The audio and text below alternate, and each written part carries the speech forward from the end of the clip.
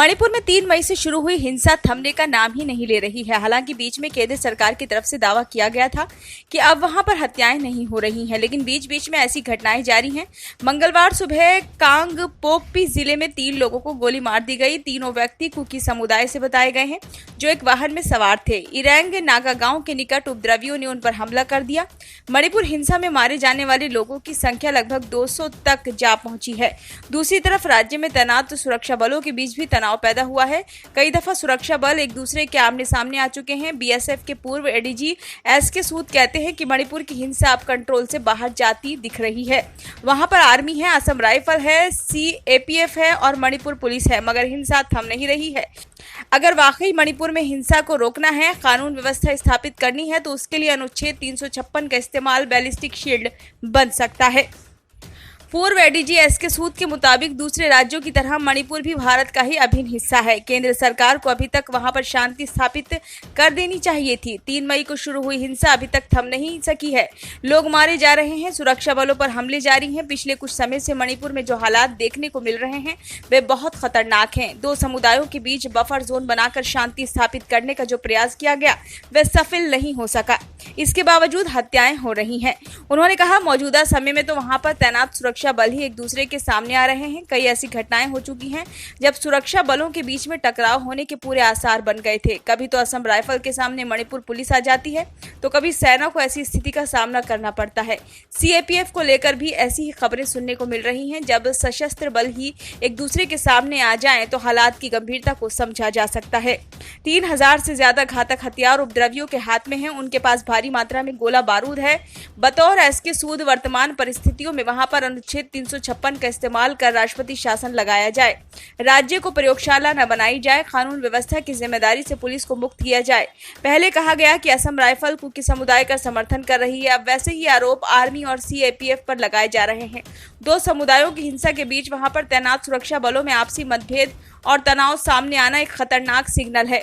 सोमवार को लहंग किचोई गांव के 7 नेओ तुबोई, नगा मिनलुल लोहोवम और नगा मिनलुन किपगैन को मार दिया गया। गत शुक्रवार को भी पल्लेल इलाके में भारी गोलीबारी हुई थी, उसमें भी 2 लोग मारे गए थे। असम राइफल्स का एक और मणिपुर पुलिस के 3 जवान घायल हो गए थे। 3 ग्रामीणों की हत्या को लेकर आदिवासी एकता समिति ने सरकार को चेताया है। अपने एक बयान में समिति का कहना है कि निर्दोष कुकी जो सामान्य ग्रामीण थे, उनकी निर्मम हत्या बर्दाश्त नहीं की जाएगी। मणिपुर में जब पर्याप्त संख्या में सुरक्षा बल हैं, तो ऐसे में किस तरह से दिन दहाड़े हमला हो रहा है, लोगों के घरों को आग के हवाले किया जा रहा है। समिति ने केंद्रीय गृह मंत्री अमित शाह से आग्रह किया कि वे तुरंत घाटी में स्थित सभी जिलों को सशस्त्र बल अधिनियम के तहत अशांत क्षेत्र घोषित करें। कांग्रेस पार्टी के मणिपुर प्रभारी भक्त चरण दास पहले ही कह चुके हैं कि वहां पर स्थिति बहुत गंभीर है। वहां की हिंसा सुनियोजित लगती है। राज्य में शांति बहाली सुनिश्चित करने के लिए राष्ट्रपति शासन लगाने की जरूरत है। पुलिस स्टेशनों से लूटे गए घातक हथियार उपद्रवियों के हाथ में है।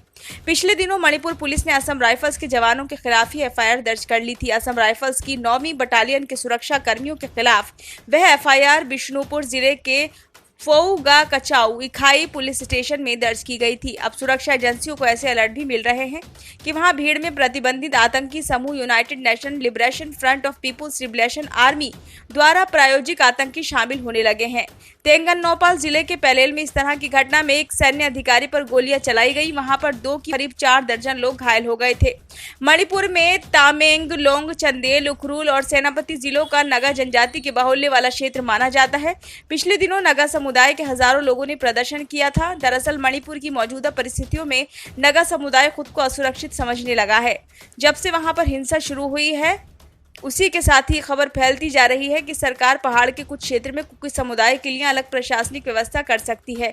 इसी डर से नगा समुदाय के लोगों ने अपने प्रदर्शन के माध्यम से केंद्र सरकार तक ये संदेश पहुंचाया है कि मणिपुर के पहाड़ी जिलों के लिए जो भी अलग से प्रशासनिक व्यवस्था तैयार हो, मगर उसमें किसी भी तरह से नगा समुदाय के हित प्रभावित नहीं होने चाहिए। केंद्र के साथ नगा समुदाय की जो शांति प्रक्रिया चल रही है, उसकी भावना को ठेस न पहुंचे। दूसरी ओर हिंसा के बाद कुकी इलाकों में अलग प्रशासनिक व्यवस्था की मांग तेज होती जा रही है। हिंसा के बाद वहां पर लोगों में ही नहीं बल्कि सरकारी विभागों में भी समुदाय के आधार पर रेखा खींच चुकी है। ब्यूरो रिपोर्ट, नई दिल्ली।